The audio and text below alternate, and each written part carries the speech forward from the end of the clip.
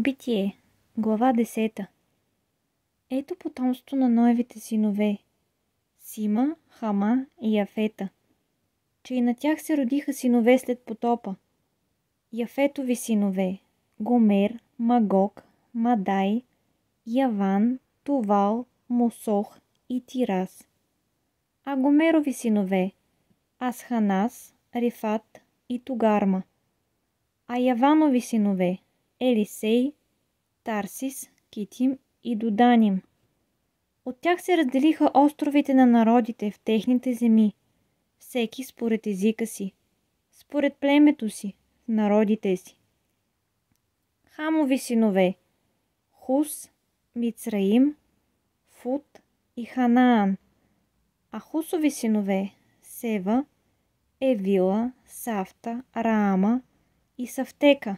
А Раамови синове Шева и Дедан. Хус роди и Нимрода.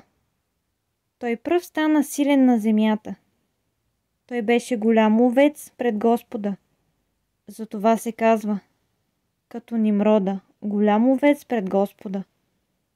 Първо той царува над Вавилон, Ерех, Акад и Халне, в Сенаарската земя. От тая земя излезе и отиде в Асирия, да съгради Ниневия, Роовот Ир, Халах и Ресен, между Ниневия и Халах, който е големият град. А Мицраим роди Лудим, Анамим, Лаавим, Нафтухим, Патурсим, Касулхим, от които произлязаха филистимците, и Кавторим. А Ханаан роди първородния си син Сидон, после Хет, евусейците, аморейците, гергесейците, евейците, арокейците, асенейците, арвадците, цамарцейците и аматейците. И след това хананските племена се разпръснаха.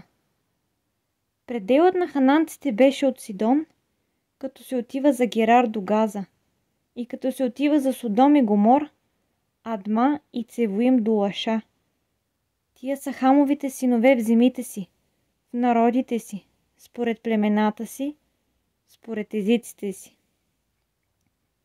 Родиха се тъй също чада на Сима, баща на всичките еверовци, и по-стар брат на Яфета.